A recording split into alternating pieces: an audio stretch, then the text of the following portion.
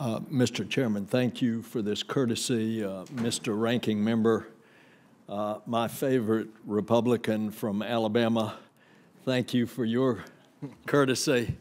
Don't tell Senator Shelby that, please.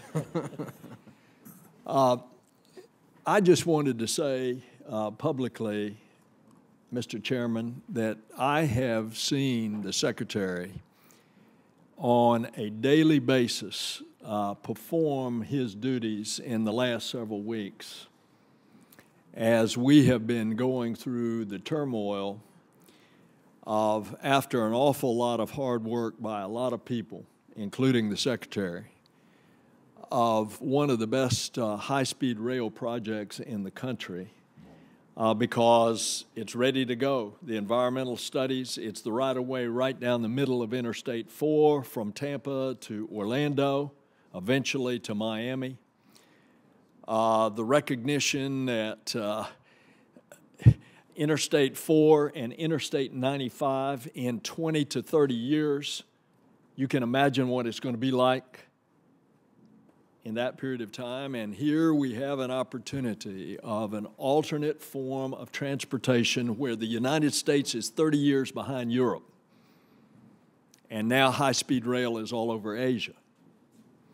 And I just want to sing the praises of the Secretary.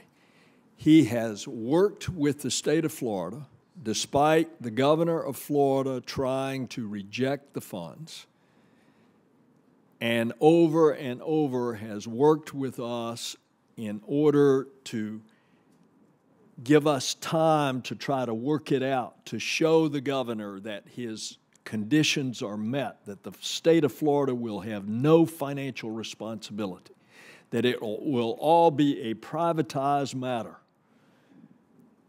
And if it weren't for the Secretary, this thing would have long been passed. And we now are at the 11th hour with a petition filed by a Republican state senator and a Democratic state senator to the Florida Supreme Court asking for a writ of mandamus to compel the governor to follow the law of the state of Florida.